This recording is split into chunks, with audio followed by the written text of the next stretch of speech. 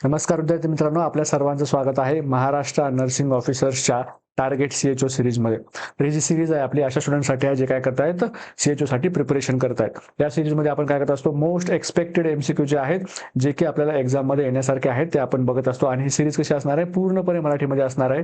आणि आजचा सिरीजचा जो एपिसोड आहे तो की तो आहे 35वा एपिसोड आहे. ही जी सिरीज आहे ते नागेश सर आणि मी आम्ही दोघं जण मिळून काय करत आहोत, कंडक्ट करत आहोत. ठीक आहे, एक दिवस तुम्हाला नागेश सरांचा व्हिडिओ बघायला मिळेल आणि दुसऱ्या दिवशी माझा, म्हणजे अल्टरनेट डेज आहेत आमचे व्हिडिओ तुम्हाला बघायला मिळत असतील. ठीक आहे, तर व्हिडिओला सुरुवात करण्याच्या अगोदर काय करा, चॅनलला जो व्हिडिओ आहे त्या व्हिडिओला लाईक करा. चॅनलचा जो व्हिडिओ आहे त्या व्हिडिओला कमेंट करा. कमेंटमध्ये काय करू शकता तुम्ही, तुमचा फीडबॅक देऊ शकता किंवा तुम्हाला कुठल्या टॉपिकवर जर क्वेश्चन्स हवे असतील किंवा कुठला टॉपिक जो आहे तुम्हाला डिफिकल्ट जात असेल तर तो तुम्ही कमेंटमध्ये सांगू शकता, जेणेकरून आम्ही त्या टॉपिकवर काय करू शकू, तुम्हाला क्वेश्चन्स घेऊ शकू. त्यानंतर काय करायचं आहे, तुमचा जो हा व्हिडिओ आहे तुमच्या जे कोणी सीएचओची प्रिपरेशन करणारे स्टुडंट असतील किंवा फ्रेंड्स असतील त्यांना काय करा, शेअर करा. त्यानंतर चॅनलला सबस्क्राईब करायला नक्की विसरू नका. त्या युट्यूब प्रमाणे आपण अदर सोशल मीडिया प्लॅटफॉर्मवर पण अवेलेबल आहे, तिथे पण तुम्ही आमच्याशी कनेक्ट होऊ शकता. ठीक आहे, तर आपला फर्स्ट क्वेश्चन बघा आजचा, जो की मी तुम्हाला काय दिला होता, काल होमवर्क दिला होता. Under which programme was the direct observe treatment short codes dots introduce. ठीक आहे, डॉट्स जे आहे ते आपण कुठल्या प्रोग्रामच्या अंतर्गत येतो हे आपल्याला विचारलेलं आहे. ठीक आहे, डॉट्स काय आहे, तर ही काय आहे, टीबीची काय आहे, ट्रीटमेंट रेजिमेंट आहे. काय आहे, ट्रीटमेंट रेजिमेंट आहे. आणि तो कसा फॉलो करायचा हे आपल्याला कोणी सांगितलं आहे, डॉट्सने सांगितलंय. तर हे कुठल्या प्रोग्रामच्या अंतर्गत येतं हे आपल्याला विचारलेलं आहे. फर्स्ट ऑप्शन आहे बघा, नॅशनल मलेरिया कंट्रोल प्रोग्राम. ठीक आहे, तर मलेरिया कंट्रोलचा प्रोग्राम जो आहे तो कुठल्या डिसीजच्या रिलेटेड आहे, ऑब्व्हियसली मलेरियाच्या रिलेटेड आहे. त्यामुळे याचा आणि डॉसचा काही संबंध असणार आहे का, तर नाही. सेकंड ऑप्शन मध्ये काय म्हणते बघा, रिवाइज नॅशनल ट्युबरक्लोसिस रेजिमेंट. तर हा जो आहे हा program RNTCP, national revise national tuberculosis control program. ठीक आहे, RNTCP याचं आता नाव जे झालेलं आहे ते काय झालेलं आहे, नॅशनल, याचं नाव आता चेंज झालेलं आहे आणि याचं नाव काय झालंय, नॅशनल ट्युबरक्लोसिस एलिमिनेशन प्रोग्राम. ठीक आहे, आणि ह्या अंतर्गतच आपल्याला काय सांगितलं आहे, डॉट्स ट्रीटमेंट सांगितले. ठीक आहे, या प्रोग्रामच्या अंतर्गत आपल्याला डॉट्सच्या रेजिमेंट बद्दल सांगितलेलं आहे. थर्ड ऑप्शन आहे बघा, युनिव्हर्सल इम्युनायझेशन प्रोग्राम. याच्यामध्ये आपल्याला काय सांगितलेलं आहे, जे इम्युनायझेशन असतात इम्युनायझेशन बद्दल आपल्याला सांगितलेलं आहे. ठीक आहे, त्याचा आपण काय म्हणतो, UPI.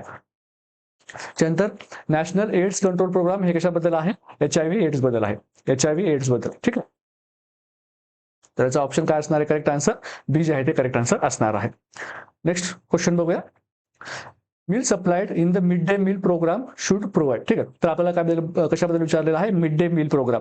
तर मिड डे मील प्रोग्राम जे आहे ती कुठे असते, ही जे फर्स्ट टू 8th स्टँडर्ड, ठीक आहे, पहिली ते 8वी पर्यंतच्या स्टुडंटसाठी असते. मिड डे मील प्रोग्राम कधी लॉन्च झाली होती, तर 1955 लॉन्च झाली होती. ठीक आहे, मिड डे मील प्रोग्राम मध्ये काय, मिड डे म्हणजे काय, जी तुमची शाळेची मधली सुट्टी असते त्या मधली सुट्टीमध्ये मुलांना काय करायला पाहिजे, मील द्यायला पाहिजे. मील म्हणजे काय, खाऊ. ठीक, जेवण देण्यासाठी एक प्रोग्राम सुरू केला होता. कुणासाठी केला होता, जी मुलं first standard to 8th standard पर्यंत शिकतात त्या मुलांसाठी केला होता. कधी केला होता, 1955 हा स्टार्ट केला होता. ठीक आहे, आता या मिड डे मील प्रोग्रामचं नाव जे आहे ते नाव काय केलं आहे, नाव चेंज केलेलं आहे. आणि नाव चेंज करून काय ठेवलं आहे, पीएम पोषण योजना. पीएम पोषण योजना नाव ठेवलेलं आहे. ठीक आहे, तर हे जो मिड डे मील प्रोग्राम होता, हा जो सुरू करण्यामागचा उद्देश काय होता, तर जे स्टुडंट्स आहेत त्यांचं काय करणं, न्यूट्रिशनल लेवल काय करणं, सुधारणं. ठीक आहे, त्याच्यानंतर त्यांनी असं ऑब्झर्व केलं की जे स्टुडंट्स आहेत बऱ्यापैकी त्या काळामध्ये म्हणजे 1955 मध्ये, त्या काळामध्ये स्टुडंट जे आहेत ते शाळेमध्ये यायचे नाही. मग का नाही यायचे, तर त्या काळामध्ये जी पुअर जी लोक होती ती खूप होती आणि ते त्यांच्या जेवणाच्या पण त्यांना व्यवस्था व्हायची नाही. ठीक आहे, मग ती लोक काय करायची, जी लहान मुलं आहेत त्यांच्या म्हणजे 7वी 8वी 9वी जी ही जी मुलं आहेत यांना काय करायची, कामाला घेऊन जायची. का कामाला घेऊन जायची, का, कारण त्यांचं परिस्थिती तेवढी चांगली नव्हती की जे काय करतील त्यांच्या मुलांना शाळेत शिकवायला टाकतील. मग ते त्यांचं जे खाण्यापिण्याचा खर्च आहे ते काय करायचे, त्यांना कामाला लावायचे आणि त्यांच्याकडून त्यांचा खाण्यापिण्याचा खर्च जे आहे तो त्यांचा निघायचा. म्हणजे एवढी जी होती ती आपल्याकडे काय होती, गरिबी होती. म्हणून मग त्या गव्हर्नमेंटने काय केलं त्यावेळेसच्या, की बाबा ही जी मुलं असतात ज्या मुलांना ते काय करतील शाळेत पाठवतील त्या मुलांना आपण काय करू, फ्री जेवण देऊ. ठीक आहे, म्हणून मिड डे मील स्टार्ट केलं होतं. मग ती जी मुलं एकतर शिक्षणासाठी तर यायची पण ती जेवणासाठी पण यायची. मग असं करून काय झालं, व्हायला लागलं की स्कूलची जी अटेंडन्स आहे ती वाढायला लागली. ठीक आहे, आणि स्कूलची अटेंडन्स वाढावी म्हणून काय केला होता, हा प्रोग्राम लॉन्च केला होता. न्यूट्रिशनसाठी तर केलाच होता, पण स्कूलची अटेंडन्स वाढावी यासाठी पण केला होता. आणि थर्ड काय होतं त्यांचं ऑब्जेक्टिव्ह, थर्ड ऑब्जेक्टिव्ह होता म्हणजे ते काय व्हायचा, इक्विटी. इक्विटी का, कारण जी गरिबांची मुलं आहेत, ठीक आहे, आणि जी श्रीमंतांची मुलं आहेत ती काय करायची, सोबत जेवायची. त्याच्यामुळे काय व्हायची, एकपणाची भावना त्यांच्यामध्ये निर्माण व्हावी म्हणून हा जो आहे तो प्रोग्राम स्टार्ट केला होता. मग ह्या प्रोग्रामच्या नियमानुसार कॅलरी आणि प्रोटीन्स जे आहे ते किती प्रपोर्शन असायला पाहिजे हे आपल्याला विचारलेलं आहे. तर ह्या प्रोग्रामच्या अंतर्गत कॅलरी जे आहेत किंवा त्याला आपण काय म्हणूया, एनर्जी म्हणूया, किंवा काय म्हणूया त्याला आपण एनर्जी म्हणूया, ती किती असायला पाहिजे, 1/3 असायला पाहिजे. आणि प्रोटीन किती असायला पाहिजे, तर हाफ. ठीक आहे, म्हणजे जर तुम्ही 50 ग्राम देत असाल तर त्याच्यापैकी वन सेकंड पार्ट जो आहे म्हणजे हाफ पार्ट जो आहे म्हणजे प्रोटीन असायला पाहिजे आणि कॅलरी किती असायला पाहिजे, 1/3 असायला पाहिजे. आणि बाकीचा जो कंटेंट आहे त्यामध्ये तुम्ही बाकीचे इन्ग्रेडियंट्स देऊ शकता. हे काय होतं, मिड डे मीलचं जे आहे ते प्रपोर्शनेट फूडचं काय होतं, डिव्हिजन होतं. मग ऑप्शन कुठला येणार याच्यामध्ये बघा आपला, 1 second half calorie half protein आहे का, तर नाही. हाफ कॅलरी आणि 1/3 प्रोटीन आहे का, तर हे पण नाहीये. 1/3 कॅलरी आणि 1/3 प्रोटीन हे पण नाहीये. ऑप्शन डी काय असणार आहे आपल्या करेक्ट आन्सर असणार आहे. 1/3 जे आहे त्यांना एनर्जी द्यायची होती आणि 1 सेकंड म्हणजे हाफ जे आहे ते काय पाहिजे होते, प्रोटीन जे आहे ते मिड डे मील मध्ये इन्क्लूड केलेले होते. ठीक आहे, मिड डे मील बद्दल आपण काय काय बघितलेलं आहे. हा जो प्रोग्राम होता हा लॉन्च कधी झाला होता, तर 1955 मध्ये झाला होता. आता या प्रोग्रामचं मिड डे मील वरून नाव बदलून काय ठेवलेलं आहे, पीएम पोषण योजना नाव ठेवलेलं आहे. त्याचबरोबर हा कुणासाठी आहे, तर 1ली ते 8वी, ठीक आहे, 1ली ते 8वीच्या मुलांसाठी हा प्रोग्राम आहे. या प्रोग्रामचे ऑब्जेक्टिव्ह काय आहे, तर एक तर त्यांचे न्यूट्रिशनल स्टेटस वाढवणं, अटेंडन्स वाढवणं आणि काय करणं, त्याची शाळेतली जी मुलं आहेत, ठीक आहे, ज्या शाळेतली जी स्टुडंट्स आहेत त्यांच्यामध्ये एक एकत्वाची भावना, एक इक्विटीची भावना निर्माण करणं हा काय त्याचा उद्देश होता. पण ऑप्शन डी जो आहे आपला इथं करेक्ट आन्सर असणार आहे. आपल्याला विचारलं होतं की त्याच्यामधलं जे आहे कॅलरी आणि प्रोटीनचं बायफर्गेशन कसं असणार आहे, तर कसं असणार आहे, 1/3 तुमच्या कॅलरी असतील आणि हाफ काय असतील, प्रोटीन्स असतील. नेक्स्ट क्वेश्चन बघूया. A new drug does not prevent a disease from occurring but reduces death due to that disease. Which of the following is true. ठीक आहे, त्यांनी काय सांगितलेलं आहे आपल्याला, एक ड्रग त्यांनी काय केला, आविष्कार केला आणि हा ड्रग काय करायचा, हा ड्रग प्रिव्हेंट करायचा नाही डिसीज पासून प्रिव्हेंट करायचा नाही. आणि जर एखाद्याला डिसीज झाला तर त्याला मरू पण द्यायचा नाही. ठीक आहे, मरू पण द्यायचं नाही म्हणजेच काय करायचा, डेथ जी आहे ती काय करायचा, प्रोलॉंग करायचा. म्हणजे थोडक्यात जर आपण सांगायचं गेलं तर त्या माणसाची जी आहे ती लाईफ एक्सपेक्टन्सी वाढवायचा फक्त टोटल. म्हणजे जसं की तुम्ही एचआयव्ही एड्सचे जे ड्रग बघताय, ते ड्रग जे आहे ते तो डिसीज प्रिव्हेंट करतात का, तर नाही प्रिव्हेंट करत, पण त्याची डेथ होऊ देतात का त्या पेशंटचीच, नाही, डेथ त्याची लाईफ एक्सपेक्टन्सी जी आहे ती वाढवतात. म्हणजे तो पर्सन जो आहे तो जास्त दिवस जगू शकतो. तर तो पूर्णपणे बरं करतात का, तर नाही. प्रिव्हेंट करतात का, तर नाही. पण फक्त काय करतात, फक्त काय करतात, त्याची जी डेथ आहे ड्यू टू दॅट डिसीज, त्या पर्टिक्युलर डिसीज पासून जर डेथ होत असेल तर त्याच्यापासून प्रिव्हेंट करण्याचं काम तो ड्रग करत आहे. मग आपल्याला काय दिलं आहे, फॉलोइंग जे ऑप्शन दिले आहे त्याच्यापैकी कुठला ऑप्शन काय आहे करेक्ट आहे विचारलेला आहे. फर्स्ट ऑप्शन मध्ये मला it will increase the incidence and प्रिव्हेलन्स.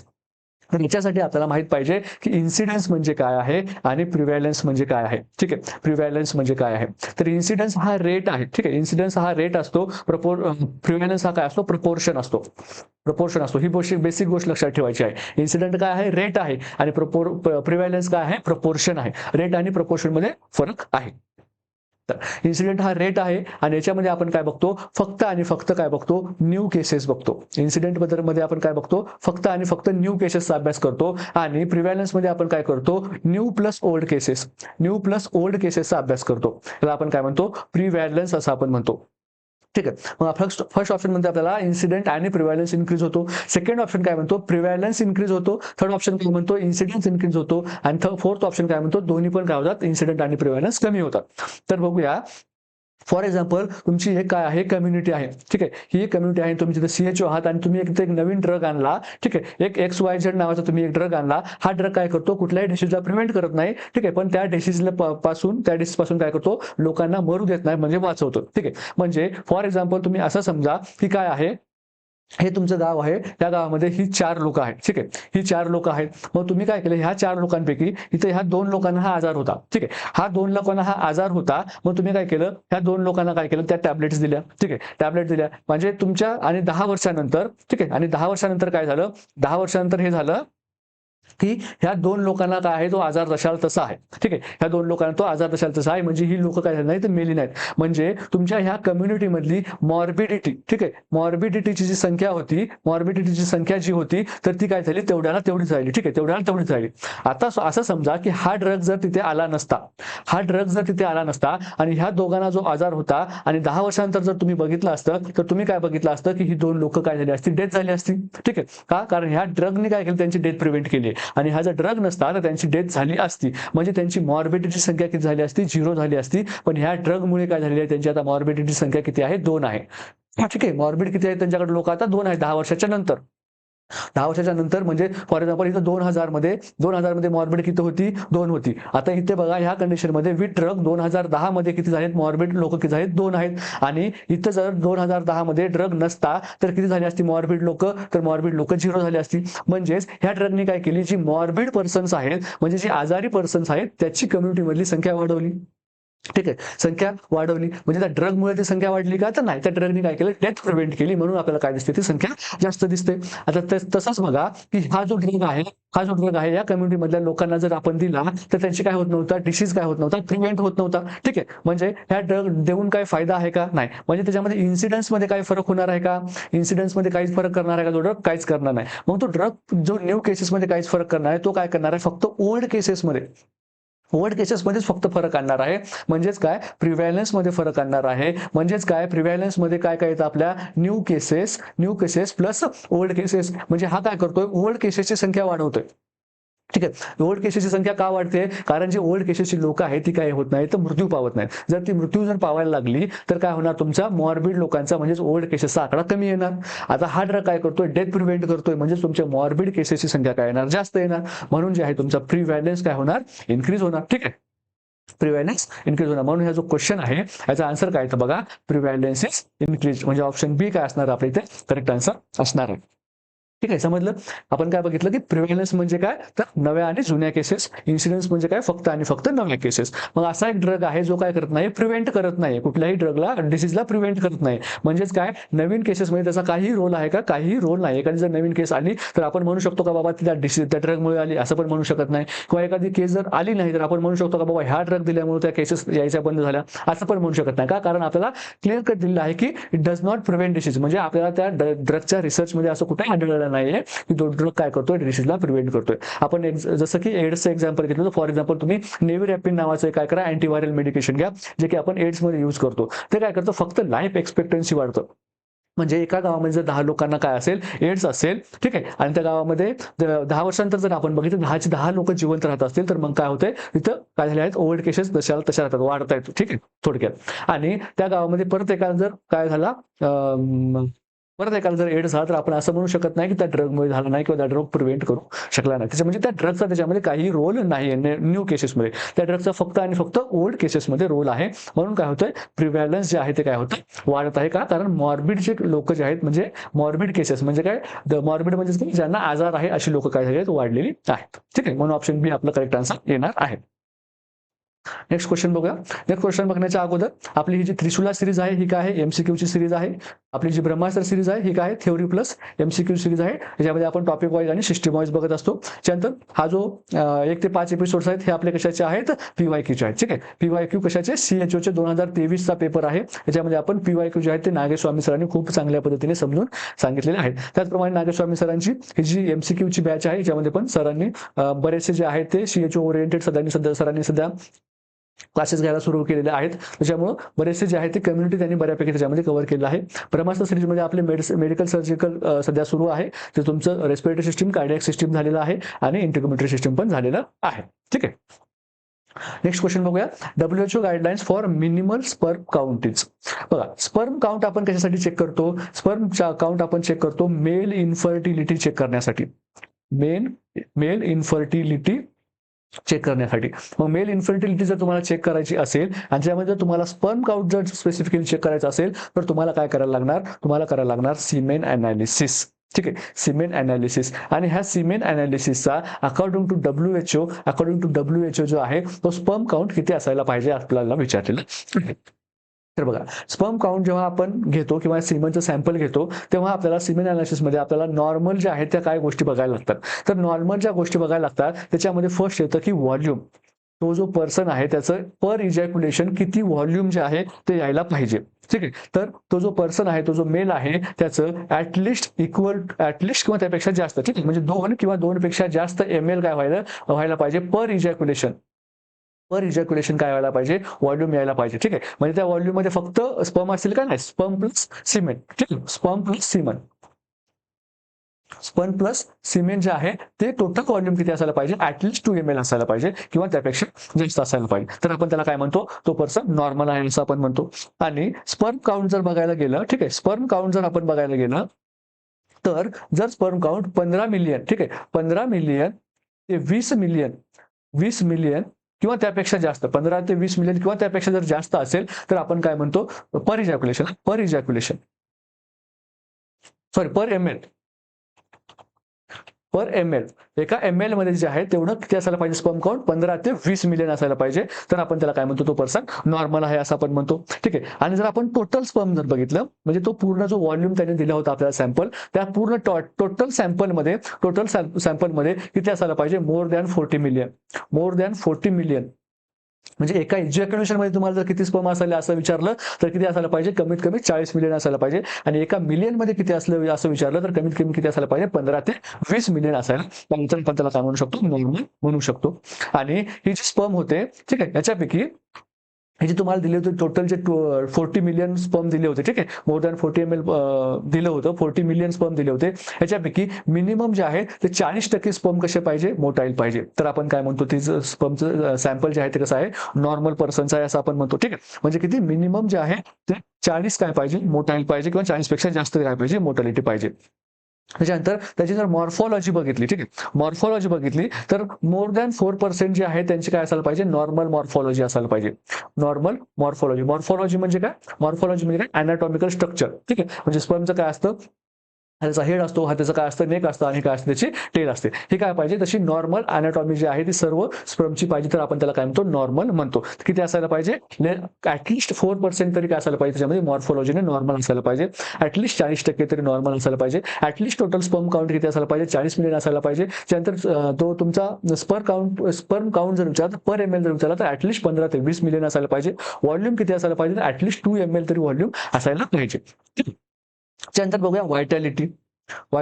म्हणजे जेवढे तुम्ही जे स्पर्म म्हटला होता त्या स्पर्मपैकी कमीत कमी 58% स्पर्म जे आहेत ते कसे असले पाहिजे, लाईव्ह असले पाहिजे. ठीक आहे. म्हणजे जर तुम्ही 40 ml स्पर्म, 40 मिलियन स्पर्म जर तुमच्या सॅम्पलमध्ये असतील, ठीक आहे, 40 मिलियन जर असतील, त्यापैकी कमीत कमी 58% जी आहे ती स्पर्म कशी पाहिजे, जिवंत पाहिजे. बाकीची जर डेड असली तरी चालतात. ठीक आहे. स्पर्म जे असतात सिमेंटमध्ये जेव्हा नॉर्मल इजॅक्युलेशन होतं तेव्हा सर्वच्या सर्वच लाईव्ह असतात का, तर नाही. ठीक आहे. ज्यामध्ये काय असतात, लाईव्ह प्लस डेड स्पर्म पण असू शकतात.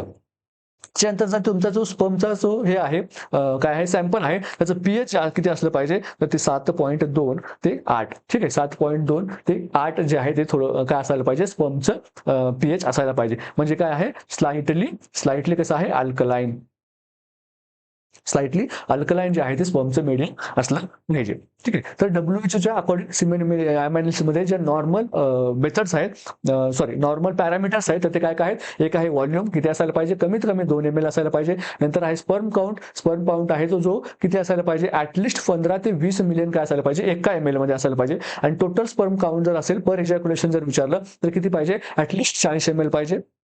त्याच्यानंतर मोटेलिटी जे आहे ते ऍटलिस्ट 40% स्पर्म जे आहे ते कसे पाहिजे, मोटाईल पाहिजे. मॉर्फॉलॉजी बघायला गेलं तर ऍटलिस्ट 4% जे आहे ते नॉर्मल मॉर्फॉलॉजी असायला पाहिजे. नॉर्मल मॉर्फॉलॉजी म्हणजे काय, नॉर्मल अनाटॉमिकल स्ट्रक्चर असायला पाहिजे. व्हायटॅलिटी मध्ये बघायला गेलं तर म्हणजे आपण काय म्हणतो, जिवंत स्पर्म किती आहेत, ऍटलिस्ट 58% काय पाहिजे, स्पर्म जिवंत पाहिजे. पीएच किती पाहिजे, 7.2 ते 8 काय पाहिजे, पीएच पाहिजे. ठीक आहे. तर हे काय बघितलं आपण, जी मेल इन्फर्टिलिटी आहे ते इव्हॅल्युएट करण्यासाठी आपण काय करतो, सिमेन अनालिसिस करतो. ठीक आहे. तर ही काय झाली, आपलं सिमेन अनालिसिस झालं. त्याच्यानंतर आपण अजून एक टेस्ट करतो. ठीक आहे. अजून एक आपण टेस्ट करतो, आणि या टेस्टमध्ये आपण काय बघतो, जे सिमेन मधील जे स्पर्म असतात, ठीक आहे, स्पिमेन मध्ये जे स्पर्म असतो, हे स्पर्म जे मेल साईडने जातात, कुठे जातात, जेव्हा ते काय होतात, वजायनामध्ये ड्रॉप होतात. आणि जेव्हा ते वजायनाच्या ड्रॉप होऊन जेव्हा ते काय करायला लागतात, वजायनामधून पास होऊन कुठे जातात, सर्व्हिक्सकडे पास होऊन त्यांना कुठे जायचं असतं, इकडं फर्टिलायझेशन करण्यासाठी जायचं असतं. फॅलोपियन ट्यूबमध्ये, ठीक आहे. पण इथे जो सर्व्हिक्स असतो, इथे सर्वायकल काय असतो, म्युकस असतो. आणि हा सर्वायकल म्युकस किंवा सर्वायकल सिक्रिशन जे असतात अदर, त्यांचं आणि स्पर्मचं काय होतं, इंटरॅक्शन होतं. स्पर्मचं इंटरॅक्शन होतं आणि तिथे काय होतं, स्पर्मला ते काय केलं जातं, ते म्युकस काय केलं जातं, स्पर्मला मारण्यासाठी काम करत असतं. का? कारण ते काय आपल्या बॉडीचं डिफेन्स मेकॅनिझम आहे. त्यांना काय वाटतं, स्पर्म एक अँटीजन आहे असं आपल्या बॉडीला वाटत असतं. म्हणून त्या स्पर्मला मारण्यासाठी आपले सर्व्हिसचं म्युकस काय करतं, ऍक्टिव्हेट होतं. बरोबर. मग ही जी टेस्ट आहे याला किंवा स्पर्म वायाबिलिटी टेस्ट, ठीक आहे, किंवा आपण याला काय म्हणतो, स्पर्म वायाबिलिटी टेस्ट, किंवा याला आपण काय म्हणतो, किंवा त्याला आपण काय म्हणतो, जे स्पर्म आणि सर्वायकल म्युकस इंटरॅक्शन जे आहे, स्पर्म आणि सर्वायकल म्युकस इंटरॅक्शन जे आहे, याच्यासाठी एक टेस्ट केली जाते. या टेस्टचं नाव काय करायचं कमेंटमध्ये मला सांगायचं आहे. कुठली टेस्ट जी आहे ती स्पर्म वायाबिलिटी किंवा स्पर्म आणि सर्वायकल म्युकस या दोघांचं इंटरॅक्शन करण्यासाठी आपण करतो. आणि ही कधी करतो, तर आपण कधी करतो, पोस्ट क्वायटल करतो. पोस्ट क्वायटल, ठीक आहे, म्हणजे जेव्हा ते कपल काय करतात, सेक्शुअल कॉन्टॅक्ट करतात, त्याच्या लगेचच आपण काय करतो, ती टेस्ट करतो. पोस्ट क्वायटल ही टेस्ट केली जाते. या टेस्टचं नाव मला तुम्ही कमेंटमध्ये सांगायचं आहे, ठीक आहे. नेक्स्ट क्वेश्चन बघूया. A primary health care centre PHC should provide all of the following except specialized surgeries, immunization, treatment of common diseases आणि फॅमिली प्लॅनिंग सर्व्हिसेस, ठीक आहे. ज्या PHC असतात, PHC मध्ये खालीलपैकी कुठल्या सेवा दिल्या पाहिजेत हे आपल्याला विचारलेलं आहे. फर्स्ट ऑप्शन काय म्हणते बघा, स्पेशलाइज सर्जरी. स्पेशलाइज सर्जरी म्हणजे कुठल्या सर्जरी येतात, ज्यामध्ये जनरल सर्जरी नाही, ठीक आहे. जनरल सर्जरी मध्ये तुमच्या हर्निया, अपेंडिक्टॉमी, हे छोट्या मोठ्या सर्जरी किंवा मायनर सर्जरी हे येतात का तुमच्या, नाही. स्पेशलाइज सर्जरी मध्ये कुठल्या येतात, जसं की तुमच्या न्यूरो सर्जरी, त्यानंतर गॅस्ट्रोएंटरॉलॉजी, त्यानंतर काय सर्जिकल ऑन्कॉलॉजी, ठीक आहे. ह्या ज्या सर्जरी त्याच्यामध्ये काय म्हणतो आपण, स्पेशलाइज सर्जरी असं आपण म्हणतो. ह्या स्पेशलाइज सर्जरी PHC ला प्रोव्हाइड होतात का. नंतर सेकंड काय म्हणतो बघा, इम्युनायझेशन. थर्ड म्हणतात ट्रीटमेंट ऑफ कॉमन डिसीज, जसं की कॉमन डिसीज जे असतात की फिवर, त्यानंतर टायफॉइड, डेंग्यू वगैरे ही जी आहेत ती अशी डिसीज जी आहेत जास्त काय नाहीत, घातक नाहीत. Family planning services. Family planning services मध्ये काय येणार, तुमचं contraceptive methods, contraceptive device, permanent, temporary, ठीक आहे, हे सगळं येणार. तर PHC मध्ये कुठल्या कुठल्या सर्व्हिसेस प्रोव्हाइड केल्या पाहिजे एक्सेप्ट विचारलेला आहे आपल्याला, ठीक आहे. तर बघा, स्पेशलाइज सर्जरी जे आहे त्या PHC मध्ये देणं शक्य आहे का, नाही का, कारण PHC मध्ये फक्त काय असतात, एक MO असतात, ठीक आहे. आणि एक MO जो असतो तो न्यूरो सर्जरी करणं, तोच जनरल सर्जरी करणं, तोच ऑनको सर्जरी करणं हे पॉसिबल आहे का, तर ऑब्व्हियसली पॉसिबल नाही आहे, ठीक आहे. तो जो MO असेल तो जर फॉर एक्झाम्पल एखादा स्पेशलाइज, तो जर जनरल सर्जरी असेल थोडा तो सर्जरी त्याच्या कॅपॅसिटीनुसार करू शकतो, ठीक आहे. न्यूरो सर्जरीवर PHC मध्ये जाऊन बसेल का, ऑब्व्हियसली जाऊन बसणार नाही. गव्हर्नमेंट त्याच्यावर न्यूरो सर्जरीच्या माणसाला PHC मध्ये टाकणार का, ऑब्व्हियसली टाकणार नाही का, कारण त्याचं जे क्वालिफिकेशन आहे, त्याचं जे टॅलेंट आहे ते काय झालं पाहिजे, उपयोगात आलं पाहिजे. म्हणून ऑब्व्हियसली तशा लोकांना ते काय करणार आहे, टर्शियरी केअर सेंटरला ठेवणार आहे. म्हणून स्पेशलाइज सर्जरी PHC मध्ये होणार का, तर होणार नाही. इम्युनायझेशन होणार, ट्रीटमेंट ऑफ कॉमन डिसीजेस होणार आणि फॅमिली प्लॅनिंग सर्व्हिसेस पण होणार. पण स्पेशलाइज सर्जरी होणार का PHC ला, तर नाही होणार. मग पेशंट काय होणार, रेफर होणार, ठीक आहे. काय होणार, पेशंट रेफर होणार. त्याच्या जागी जर पेशंट आला ज्याला काय आहे, गरज आहे स्पेशलाइज सर्जरीची, तो काय होणार, पेशंट रेफर होणार, ठीक आहे. नेक्स्ट क्वेश्चन बघूया. PL index used to calculate, ठीक आहे. PL इंडेक्स बद्दल आपल्याला विचारलेलं आहे. ऑप्शन दिलेला आपल्याला, फर्स्ट ऑप्शन दिला ऍक्सिडेंटल प्रेग्नन्सी, सेकंड दिला अबॉर्शन, फर्टिलिटी रेट आणि पॉप्युलेशन, ठीक आहे. तर PL इंडेक्स जो आहे तो कशासाठी यूज करतो आपण, जे आहेत ऍक्सिडेंटल प्रेग्नन्सीसाठी. ऍक्सिडेंटल प्रेग्नन्सी, ठीक आहे. तर ऍक्सिडेंटल प्रेग्नन्सी म्हणजे काय, फॉर एक्झाम्पल एखादं काय आहे, एखादं कपल आहे आणि ह्या कपलनं काय केलं होतं, सेक्शुअल कॉन्टॅक्ट ठेवण्याच्या अगोदर किंवा सेक्शुअल कॉन्टॅक्ट ठेवण्याच्या नंतर काय केलं होतं, कुठला तरी कॉन्ट्रासेप्टिव्ह मेजरचा यूज केला होता, ठीक आहे. मग अगोदर कुठले यूज करणार ते, तर तुमचं कोंडोम झालं किंवा कॉपर झालं किंवा OCP झालं किंवा कुठल्याही प्रकारचे जे आहेत त्यांनी केलं असेल. नंतर कुठल्या तुम्हाला इमर्जन्सी कॉन्ट्रासेप्शन्स जे असतात, ठीक आहे, इमर्जन्सी कॉन्ट्रासेप्टिव्ह पिल्स जे आहेत त्यांनी 72 आवर्स मध्ये घेतले असतील किंवा कॉपर टाकले असेल, ठीक आहे. ह्या प्रकारचे त्यांनी काय केले, कुठल्याही प्रकारचे कॉन्ट्रासेप्टिव्ह मेथड काय केले, यूज केले. आणि ही कॉन्ट्रासेप्टिव्ह मेथड यूज केल्याच्या नंतर पण जर प्रेग्नन्सी राहत असेल, जर काय होत असेल, कन्सेप्ट होत असेल, जर ती मदरला काय होत असेल, प्रेग्नन्सी राहत असेल, तर त्या ऍक्सिडेंटल प्रेग्नन्सी आपण म्हणतो. आणि ह्या ऍक्सिडेंटल प्रेग्नन्सी जे आहेत ते कुठल्या कॉन्ट्रासेप्टिव्ह डिव्हाइसेसमुळे होतात, हे जे आहे ते आपण कॅल्क्युलेट करण्यासाठी काय वापरतो, PL इंडेक्स वापरतो. म्हणजेच PL इंडेक्स जो आहे तो काय असतो, प्रत्येक जो काय असतो तुमचा कॉन्ट्रासेप्टिव्ह मेथड असतो, प्रत्येक कॉन्ट्रासेप्टिव्ह मेथडचा PL इंडेक्स हा वेगळा असतो. म्हणजे एखादा जो PL कॉन्ट्रासेप्टिव्ह आहे त्या कॉन्ट्रासेप्टिव्हचा जर पीएल इंडेक्स जो आहे तो जास्त असेल, ठीक आहे, जास्त असेल म्हणजे याचाच अर्थ काय, त्या कॉन्ट्रासेप्टिव्ह मेथडमुळे काय होत आहे, तुमच्या प्रेग्नन्सीची संख्या जी आहे ती वाढते, म्हणजेच काय ऍक्सिडेंटल प्रेग्नन्सी जास्त होतात. म्हणजे एखादा कॉन्ट्रासेप्टिव्ह जो आहे, फॉर एक्झाम्पल तुम्ही आपण एक XYZ कॉन्ट्रासेप्टिव्ह मानूया, या कॉन्ट्रासेप्टिव्हमुळे काय झालं, एका वर्षामध्ये काय झाल्या 10 ऍक्सिडेंटल प्रेग्नन्सी झाल्या. एक दुसरा कॉन्ट्रासेप्टिव्ह डिवाइड आहे, त्याचं नाव आहे ABC, आणि याच्यामुळे काय झाल्या ते एका वर्षामध्ये 2 काय झाल्या प्रेग्नन्सी झाल्या, ऍक्सिडेंटल प्रेग्नन्सी झाल्या. म्हणजेच काय, याचा पीएल इंडेक्स आपण फॉर एक्झाम्पल 10 म्हणूया आणि याचा पीएल इंडेक्स आपण फॉर एक्झाम्पल 2 म्हणूया. फॉर एक्झाम्पल त्यांचं कॅल्क्युलेशन केल्यानंतर वेगवेगळ्या व्हॅल्यू येतात, पण आपण असं समजण्यासाठी असं म्हणूया की ह्या XYZ पीएल इंडेक्स किती आहे, 10 आहे, आणि ह्या ABCचा पीएल इंडेक्स किती आहे, 2 आहे. तर म्हणजे इथं contraceptive as a contraceptive method म्हणून आपण कुणाला प्रेफरन्स देणार, तर ऑब्व्हियसली आपण कुणाला प्रेफरन्स देणार, ABCला देणार. का, कारण याचा जो आहे तो सक्सेस रेट जास्त आहे. पीएल इंडेक्स दाखवतो थोडक्यात, तर फेल्युअर रेट दाखवतो. कुठल्याही कॉन्ट्रासेप्टिव्हचा फेल्युअर रेट जर कोण दाखवत असेल तर ते कोण दाखवतं, पीएल इंडेक्स दाखवतं. मग पीएल इंडेक्स कॅल्क्युलेट कसं करतो आपण, तर पीएल इंडेक्स कॅल्क्युलेट करण्यासाठी आपल्याला एक फॉर्म्युला आहे, तो म्हणजे कुठला, number of accidental pregnancies upon total months, अरे हे काय बाबा, total months of exposure into 12 into किती 100, ठीक आहे. 100 कायसाठी, तर आपण इंडेक्स काढतोय, पर्सेंटेज काढतोय म्हणून 100, आणि हे 12 का, तर 12 मंथ, ठीक आहे, 12 मंथ्स म्हणून काय झालं तर 1 ठीक आहे. म्हणजे ज्याला आपण शॉर्ट फॉर्म मध्ये किंवा सोप्या पद्धतीमध्ये लिहायचं झालं तर आपण याला असं लिहू शकतो, number of accidental pregnancies upon total months of exposure into, ठीक आहे, हे आपण लिहू शकतो, असं लिहू शकतो. म्हणजे काय झालं आपलं PL index. Just PL index बद्दल थोडक्यात बोलायचं झालं तर काय आहे, हा काय दाखवतो, एखाद्या कॉन्ट्रासेप्टिव्हचा फेल्युअर दाखवतो. म्हणजे जेवढा जास्त एखादा कॉन्ट्रासेप्टिव्हचा पीएल इंडेक्स जास्त, तेवढा त्या कॉन्ट्रासेप्टिव्हचे फेल्युअरचे काय आहेत, रेट जास्त आहेत, ठीक आहे. पण पीएल इंडेक्स हा आपल्याला कशासाठी आपण यूज करू शकतो, की जो कॉन्ट्रासेप्टिव्ह आहे तो किती पर्सेंटेज इफेक्टिव्ह आहे, ठीक आहे. एखाद्या कॉन्ट्रासेप्टिव्हला जेव्हा आपण यूज करण्याचा ऍडवाइस करतो ते एखाद्या कपल्सला, तेव्हा त्याचं जे आहे ते त्याची सक्सेस रेट, ठीक आहे, त्याचा फेल्युअर रेट, हे सगळं काय करणं आपल्याला लक्षात घेणं गरजेचं असतं. मग त्याचं ऑप्शन बघा काय म्हणतात, ऍक्सिडेंटल प्रेग्नन्सी, अबॉर्शन, फर्टिलिटी आणि पॉप्युलेशन. तर पीएल कशासाठी यूज करतो आपण, ऍक्सिडेंटल प्रेग्नन्सीज कॅल्क्युलेट करण्यासाठी यूज करतो. नेक्स्ट क्वेश्चन बघूया. 38 year old woman with schizophrenia who is taking हॅलोपेरिडॉल वर आहे, ठीक आहे. हॅलोपेरिडॉल काय आहे, एक टिपिकल काय आहे, अँटीसायकोटिक आहे. टिपिकल काय आहे, अँटीसायकोटिक आहे. टिपिकल आणि एटिपिकल 2 प्रकारचे अँटीसायकोटिक असतात, ठीक आहे.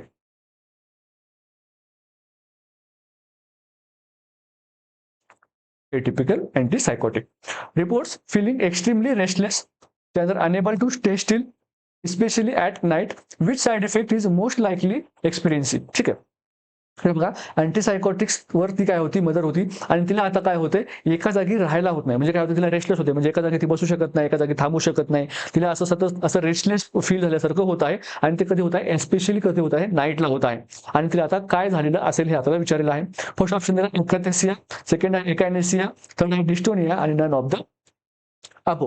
तर बघा, आपल्याला काय सांगितलंय, ती मदर ती जी फिमेल आहे ती काय आहे, हॅलोपेरिडॉलवर आहे. आणि हॅलोपेरिडॉल काय आहे, एक अँटीसायकोटिक आहे. आणि अँटीसायकोटिक जेव्हा आपण एखाद्या पेशंटला क्रोनिक कंडिशनमध्ये देत असतो, तेव्हा त्या पेशंटमध्ये आपल्याला काय बघायला मिळतात, एक्स्ट्रा पिरॅमिडल सिम्प्टम्स, ठीक आहे, सिम्प्टम्स किंवा एक्स्ट्रा पिरॅमिडल सिम्प्टम्स बघायला, तर आपण काय म्हणतो, EPS म्हणतो. याच्यामध्ये नेमकं काय होतं, EPS मध्ये नेमकं होतं काय, याच्यामध्ये होतं डोपामाइन ब्लॉकेड, ठीक आहे, डोपामाइन ब्लॉकेड, किंवा त्याला आपण काय म्हणतो, D2 ब्लॉक म्हणतो, ठीक आहे. D2 काय होतं, ब्लॉक होतं, ठीक आहे. अँटीसायकोटिक्सला आपण अजून काय नाव देतो, D2 ब्लॉकर, असं पण आपण अँटीसायकोटिक्सला म्हणतो असतो, ठीक आहे. मग हे जर याची टॉक्सिसिटी झाली किंवा क्रोनिक यूज झालं तर आपल्याला काय बघायला मिळतं, EPS किंवा एक्स्ट्रा पिरॅमिडल सिंड्रोम्स असं आपल्याला बघायला मिळतं.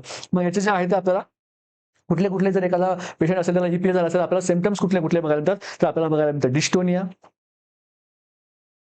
ठीक आहे. डिस्टोनिया हा काय एक अर्लिएस्ट सिम्प्टम येतो, ठीक आहे. हा कधी येतो, सर्वात अगोदर अर्लिएस्ट सिम्प्टम्स कुठला येतो, तर डिस्टोनिया येतो. त्याच्यामध्ये काय होतं, मसलची टोन लॉस होते, लॉस होते. नावामध्येच आहे बघा, डिस्टोनिया, मसल टोन लॉस होते किंवा मसल स्पाझम होतो, मसल काय होते, स्पाझम होते. त्यानंतर बघायला मिळतं आपल्याला एकाथेसिया, एकाथीसिया ह्याच्यामध्ये काय होतं, जो पेशंट आहे तो कसा होतो, रेस्टलेस होतो म्हणजे काय होतो, पेशंट काय होऊ शकत नाही, एका जागी बसू शकत नाही, एका जागी काय होत नाही, पेशंट जास्त वेळ बसू शकत नाही. म्हणजे तो काय करतो, सरळ इथून उठून जातो, काहीतरी करतो, ठीक आहे, काहीतरी करतो, परत इथून उठतो, परत काहीतरी करतो. म्हणजे आपण म्हणतो ना एका जागी, तुला एका जागी बसायला होत नाही का, तर काय ते अख्खा आहे, ठीक आहे. ते एक्झॅक्टली नाही, क्लिनिकल पिक्चर वेगळे असते आणि जे नॉर्मल पेशंट ह्युमन बिंग मध्ये बिहेवियर असतं ते वेगळं असतं, ठीक आहे. अख्खा पेशंट जर तुम्ही बघितले ते एकदम रेस्टलेस असतात, तुम्हाला ते बोलणार पण नाही, ते त्यांच्या दुनियेमध्ये असतात, ठीक आहे. एका देशामध्ये त्याला पण त्यानंतर आपण नेक्स्ट सिम्पटम बघतो ते म्हणजे कुठली, सुडो पार्किन्सिनिझम. म्हणजे याच्यामध्ये काय होतात, पार्किन्सन सारखे सिम्पटम येतात, पण जे पार्किन्सन जे आहे ते इथे त्याच्यामध्ये डोपामुळे होतं का, तर डोपामुळे होत नाही. म्हणजे डोपामिनची कमतरता नसते याच्यामध्ये, पण काय झालं असतं, डोपामिन ब्लॉकेज झालं असतं का, कारण काय त्याच्यामध्ये आपण ईपीएस किंवा हायलोपेरिडॉल किंवा जे अँटीसायकोटिक्स आहे डोपामिन ब्लॉकर्स आपण देतो, ठीक आहे. म्हणून सूडो पार्किन्सनिझम आपल्याला याच्यामध्ये बघायला मिळतं. मग याच्यामध्ये आपल्याला सिम्पटम्स कुठले बघायला मिळतात, आपल्याला पार्किन्सनचे जे सगळे सिम्पटम्स आहेत तेच आपल्याला याच्यामध्ये बघायला मिळतात, ठीक आहे. तर पार्किन्सनचे आपल्याला कुठले बघायला मिळतात, ट्रिमर्स बघायला मिळते, रिजिडिटी बघायला मिळते, अजून काय बघायला मिळतं, ब्रॅडिकायनेसिया, ठीक आहे. ब्रॅडिकायनेसिया, अजून काय, रिजिडिटी झालं, मास्क लाईक फेस. आणि आपल्याला पार्किन्सन मध्ये गेट कुठला बघायला मिळतो, शफलिंग गेट म्हणजे गेट कुठलं, ती लोक काय करतात, थोडंसं पुढे झुकून चालतात, ठीक आहे. असं काय करतात, पुढे झुकून चालत असतात, ठीक आहे. आणि यांचे हात कसे थरथर कापत असतात, असं पुढे झुकून चाललेले आपल्याला ते, तुम्ही जर पार्किन्सनचा 1-2 पेशंट बघितले तुम्हाला ते लगेच कारण की शफलिंग. त्याच्यानंतर आपल्याला बघायला मिळतं टार्डिव्ह डिस्कायनेसिया. त्यानंतर नेक्स्ट सिम्पटम कुठला बघायला मिळतो आपल्याला, टार्डिव्ह डिस्कायनेसिया. याच्यामध्ये पेशंट काय करतो, जे मुवमेंट जे आहे, मुवमेंट कशाची, मुवमेंट जी आहे ती लिप्स आणि माउथची जी आहे ती मुवमेंट होते, आणि ही मुवमेंट कशी होते, इनव्हॉलंटरी होते. कशी होते, इनव्हॉलंटरी मुवमेंट होते.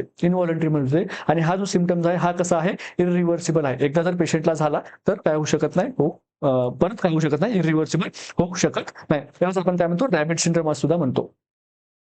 त्याचा आपण काय म्हणतो, रॅबिट सिंड्रोम असं म्हणतो. तुम्ही बघितलं असं बघा, ससा जो आहे त्याच्या तो दातांची आणि त्याच्या ओठांची नेहमी मुवमेंट करत असतो, ठीक आहे. त्याचे दात आणि जे तोंड आहे ते नेहमी काय करतात, तो असं हलवत असतो तो. त्याच आपण काय म्हणतो, टार्डिव्ह डिस्कायनेसिया. त्याच्यामुळे आपण त्याला काय म्हणतो, रॅबिट सिंड्रोम असं पण आपण म्हणतो.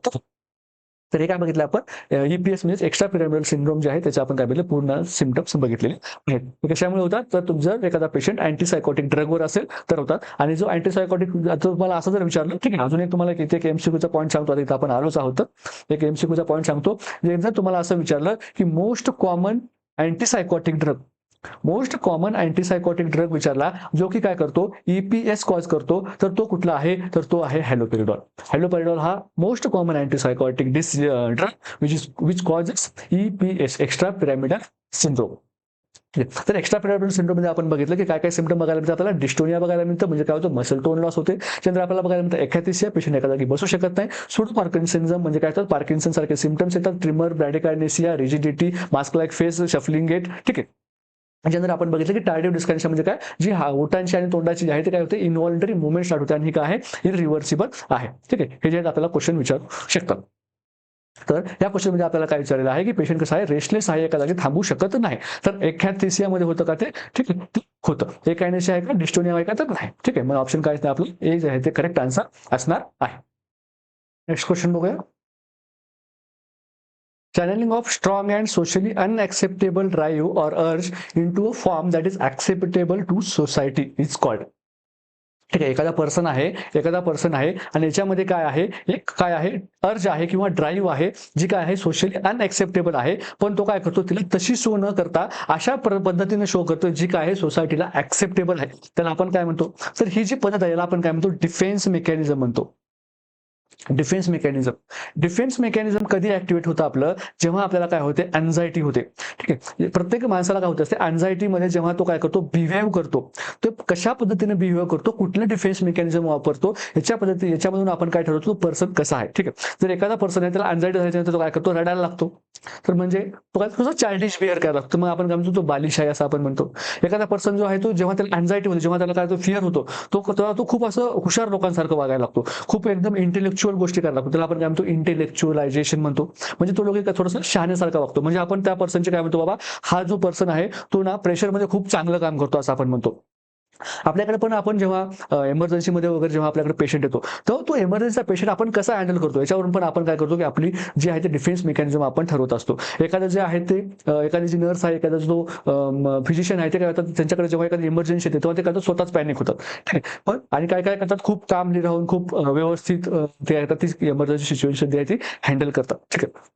हे काय प्रत्येकाचं वेगवेगळं डिफेन्स मेकॅनिझम असतं. त्या सिच्युएशनची, त्या अँझायटीशी कसं डील करायचं हे प्रत्येकाचं मेकॅनिझम असतं. तर हे आपल्याला काय दिलेलं आहे, खूप ऑप्शनमध्ये काय दिलं आपल्याला, रिप्लेसमेंट, सब्लिमेशन, रिग्रेशन, आयडेंटिफिकेशन वगैरे हे काय दिलं आपल्याला डिफेन्स मेकॅनिझम आहे. ठीक आहे. रिप्लेसमेंट नावाचं कुठलंही डिफेन्स मेकॅनिझम अवेलेबल नाही. ठीक आहे. याच्यामध्ये डिप्लेसमेंट, ठीक आहे, हे असतं. ठीक आहे. डिप्लेसमेंट असतं, रिप्लेसमेंट नावाचं कुठले डिफेन्स मेकॅनिझम नाही आहे.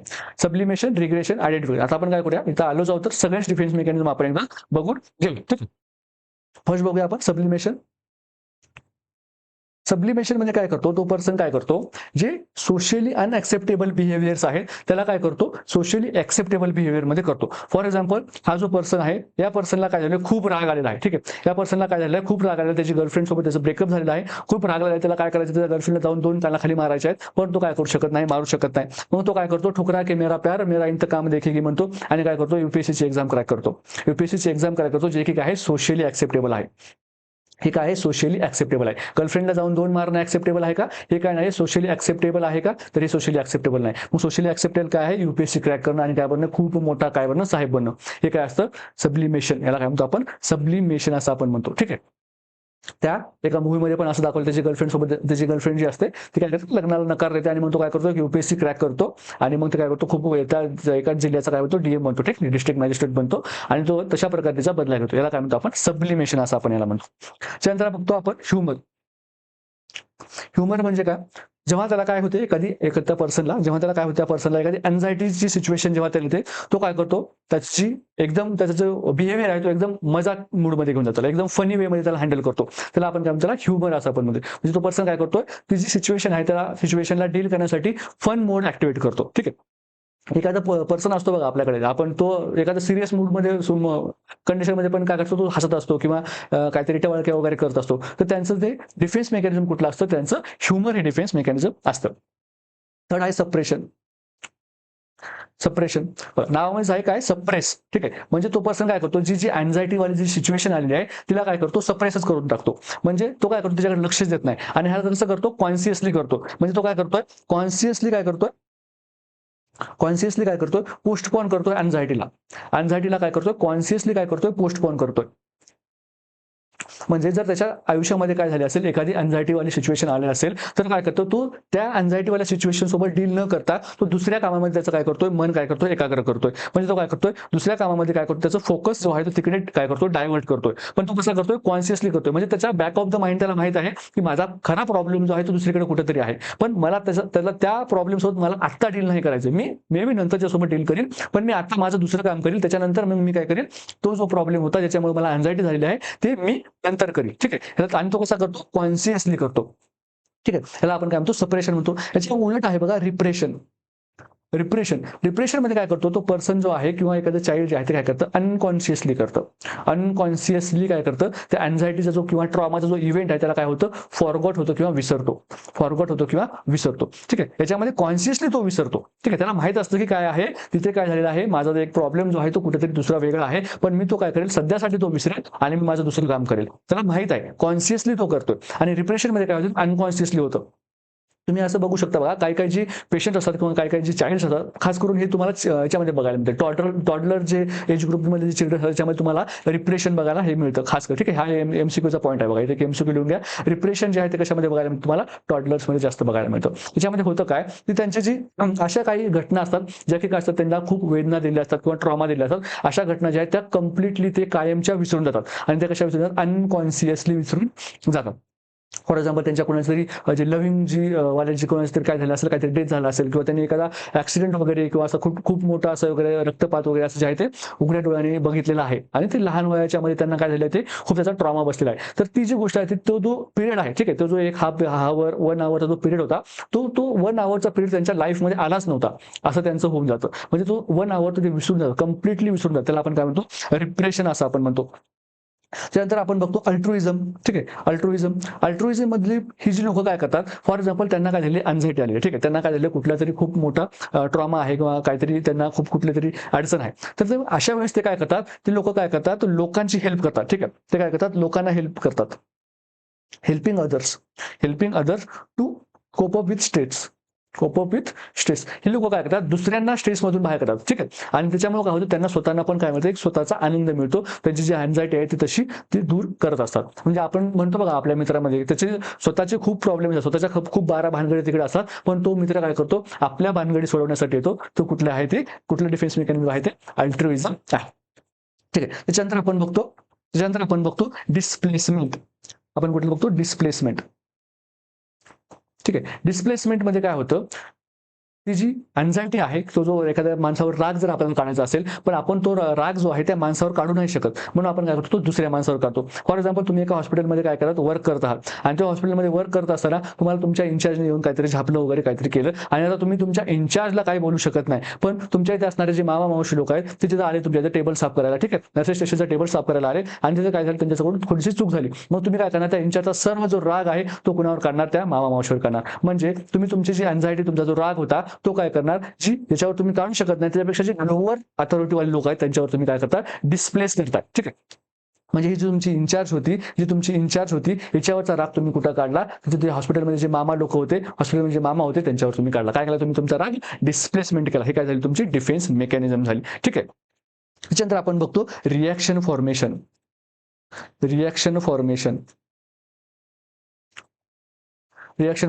ही तर आजकाल जे आहे ते हॉस्पिटल्समध्ये तर खूप कॉमन आहे, आणि खास करून जे फिमेल्समध्ये आहे ही डिफेन्स मेकॅनिझम खूप कॉमन असतं, रिॲक्शन फॉर्मेशन. याच्यामध्ये तो जो पर्सन आहे तो असा बिहेव करतो की मी एखाद्या पर्सन सोबत खूप काय करतो, प्रेम करतो, पण ऍक्च्युअली तो त्या पर्सन सोबत खूप हेट करत असतो. म्हणजे त्याची तो बॅक बिचिंग करतो. म्हणजे जेव्हा तो नसेल, त्याच्या मनामध्ये त्या पर्सन बद्दल थोडाही आदर नाहीये, बिलकुल आदर नाहीये, किंवा त्याच्याबद्दल खूप हेट भरलेला आहे. पण जेव्हा तो पर्सन त्याच्या समोर येतो तेव्हा तो त्याच्याशी खूप चांगलं बोलतो, म्हणजे त्याची कामं पण करून देतो, त्याचं हांजी हा पाणी पिशील का, हे करशील का, ते करशील का, हे जे त्याला आपण काय म्हणतो, रिॲक्शन फॉर्मेशन असं आपण म्हणतो. म्हणजे एखादा पर्सन जो आहे त्याला आपण खूप हेट करतोय, आणि पण असं आपण दाखवतो की त्याला आपण खूप लव्ह करतोय. हे जे आहे ते रिॲक्शन फॉर्मेशन मध्ये एक्झाम्पल येतं. त्यानंतर आहे इंटेलेक्च्युअलायझेशन. ठीक आहे, इंटेलेक्च्युअलायझेशन. आता सांगितलं की एखादा पर्सन जो आहे तो एखाद्या अँझायटीमध्ये किंवा स्ट्रेस कंडिशनमध्ये काय करतो, खूप लॉजिकली त्याला हँडल करतो, खूप चांगल्या प्रकारे त्याला हँडल करतो. आपण काय म्हणतो, इंटेलेक्च्युअलायझेशन असं म्हणतो. म्हणजे तो पर्सन काय करतो, using logic to avoid stress avoid करण्यासाठी किंवा अँझायटी अवॉइड करण्यासाठी तो काय करतो, लॉजिकचा यूज करतो. ठीक आहे, हे काय आहे, खूप एक मोस्ट मॅच्युअर वे आहे. ठीक आहे, मोस्ट मॅच्युअर डिफेन्स मेकॅनिझम म्हणता येईल. ठीक आहे, मोस्ट मॅच्युअर डिफेन्स मेकॅनिझम. आपण एमसीक्यूचा पॉईंट आहे तुमचा, मोस्ट मॅच्युअर डिफेन्स मेकॅनिझम तुम्हाला विचारलं, आणि जर ऑप्शनमध्ये इंटेलेक्च्युअलायझेशन असेल तर ऑब्व्हियसली तुम्ही त्याला टिक करायचं. ठीक आहे, त्यानंतर आहे प्रोजेक्टिंग. ठीक आहे, हा पर्सन काय करतो, प्रोजेक्टिंग जो आहे तो काय करतो, स्वतःचे जे अनएक्सेप्टेबल बिहेवियर्स आहेत ते काय करतो, तो दुसऱ्यांवर थोपतो. ठीक आहे, म्हणजे आपल्याकडे लोक असतात बघा, जे काय करतात, त्यांच्याकडून काय झाले असते, स्वतः एखादी त्यांच्याकडे चूक करण्याची सवय असते. ठीक आहे, तर फॉर एक्झाम्पल हा एक पर्सन आहे आणि याला काय आहे, नखं खाण्याची सवय आहे. मग हा काय म्हणतो, जेव्हा तिथे दुसरे 2-3 लोक बसलेले असतील, ठीक आहे, 2-3 लोक जेव्हा बसलेले असतील, याला स्वतःला काय नखं खायची सवय आहे, पण हा काय म्हणतो, ह्या माणसाला काय सांगतो की ह्या पर्सनला काय आहे, नखं खायची सवय आहे. म्हणजे स्वतःचं अनएक्सेप्टेबल बिहेवियर जे आहे तो काय करतो, तो स्वतःचा अनएक्सेप्टेबल बिहेवियर दुसऱ्यांवर थोपतो. त्याला स्वतःला नखं खायची सवय आहे, पण तो दुसऱ्या माणसाला काय सांगतो की हा जो पर्सन आहे याला नखं खायची सवय आहे, मला नखं खायची सवय नाही. तर हे काय झालं, प्रोजेक्टिंग झालं. ठीक आहे, स्वतःचे अनएक्सेप्टेबल बिहेवियर दुसऱ्यावर टाकणे. त्यानंतर बघायला मिळतो आपल्याला बघा डिनायल म्हणजे काय, त्याच्यामध्ये काय करतो, तो जी अवॉइड ती जी स्ट्रेसची सिच्युएशन आहे, ठीक आहे, स्ट्रेसची जी सिच्युएशन आहे किंवा अँझायटी आहे ती काय म्हणतो, ही आलीच नाही. ठीक आहे, आलीच नाही. फॉर एक्झाम्पल काय झालं, त्याच्या कोणाच तरी लव्ड वनचं काय झालं, डेथ झाली आहे. ठीक आहे, डेथ झाली आहे, तर तो काय म्हणतो, डेथ झालीच नाही. ठीक आहे, तर हे काय झालं, डिनायल झालं. ठीक आहे. हे आपण काय बघितले, थोडेसे मेन जे आहे ते काय बघितले, डिफेन्स मेकॅनिझम जे आहे ते बघितले. आता आपला क्वेश्चन आलाच होता म्हणून आपण बघितले. ठीक आहे. रिप्लेसमेंट नावाची अशी कुठलीही नसते. डिस्प्लेसमेंट असते. डिस्प्लेसमेंटमध्ये काय करतं, जी हायर अथॉरिटीचे लोक आहेत त्यांना आपण ओढू शकत नाही म्हणून आपण काय करतो, आपल्या लोअर अथॉरिटीच्या लोकांना ओढतो. सब्लिमेशनमध्ये आपण काय करतो, जे क्वेश्चनमध्ये विचारले आपल्याला, सोशली अनएक्सेप्टेबल ड्राईव्ह किंवा अर्ज जे आहे ते आपण काय करतो, सोशली ऍक्सेप्टेड वे मध्ये करतो. आपण एक्झाम्पल काय बघतो, तुझ्या गर्लफ्रेंडला सोबत त्याचा ब्रेकअप झाला आहे, पण तू काय करतो आहे, गर्लफ्रेंडला जाऊन दोन आपण मारू शकतो का, नाही मारू शकत का, कारण सोसायटीमध्ये ऍक्सेप्टेड आहे का ते मुलीवर हात उचलत, ऑब्व्हियसली ऍक्सेप्टेबल नाही. मग तो काय केले, जाऊन त्याने UPSC क्रॅक केली आणि काय बनलं, डिस्ट्रिक्ट मॅजिस्ट्रेट बनला. हे काय झालं, सब्लिमेशनचं एक्झाम्पल झालं आपलं. डिप्रेशन मध्ये काय झालं, कॉन्शियसली तो पर्सन काय करतो, सॉरी अनकॉन्शियसली, रिप्रेशन मध्ये आपण काय करतो, जो पर्सन आहे तो काय करतो, अनकॉन्शियसली फॉरगेट करतो. ठीक आहे, रिप्रेशन मध्ये. त्याच्यानंतर आपण बघितलं, त्याचं काय बघितलं, आयडेंटिफिकेशन मध्ये बघा. ठीक आहे, आयडेंटिफिकेशन मध्ये काय होतं, तो जो पर्सन आहे तो काय करतो, एखाद्या कुणास तरी त्याचा जो आयडियल पर्सन आहे, ठीक आहे, त्याचा जो एखादा आयडियल पर्सन आहे, त्या आयडियल पर्सन सारखा वागायला लागतो. त्या आयडियल पर्सनचं बिहेवियर काय करतो, आत्मसात करतो. हे आपल्याला कधी बघायला मिळतं बघा, जी लहान मुलं असतात ते काय करायला लागतात, त्यांचे आयडियल कोण असतात, त्यांचे मम्मी आणि पापा त्यांचे आयडियल असतात का, कारण त्यांनी अजून बाहेरचं जग बघितलं नाही, त्यांनी कुठले त्यांना त्यांचे जे आहे ते नेते वगैरे, आमचे भाऊ आमचे दादा, त्याच्यासाठी कोणी नसतं. त्यांच्यासाठी जे फक्त कोण असतं, त्यांचे आई वडील सगळे असतात. हे नंतर जे आपण बाहेर गेल्याच्या नंतर मग त्यांना हा अमुक नेता जो आहे ते आमचे दादाच आमचे सगळं, हे त्यांच्यासाठी असतं का, त्यांच्यासाठी नसतं. त्यांच्यासाठी त्यांचे आई वडील काय असतात, सर्वस्व असतात, आणि त्यांचे आई वडील त्यांच्यासाठी आयडियल असतात, आणि त्यांचे आई वडील जसं वागतात तसं ते वागायचा प्रयत्न करतात. म्हणजे लहान मुलं बघा काय करतात, वडिलांचा चप्पल घालून फिरणे, का, कारण वडील चप्पल घालतात, वडील त्यांचे शूज घालतात म्हणून ते काय करतात, वडिलांचा शूज घालून फिरतात. किंवा त्यांचे जे आजी आजोबा असतील तर आजी आजोबाची काठी जी असते ती काठी घेऊन चालणं, हे काय असतं, आयडेंटिफिकेशन असतं. त्यांचे जे रोल मॉडेल असतात, त्यांची जे आवडते व्यक्ती असतात त्यांच्यासारखं ते वागायला लागतात, त्यालाच आपण काय म्हणतो, आयडेंटिफिकेशन असं पण म्हणतो.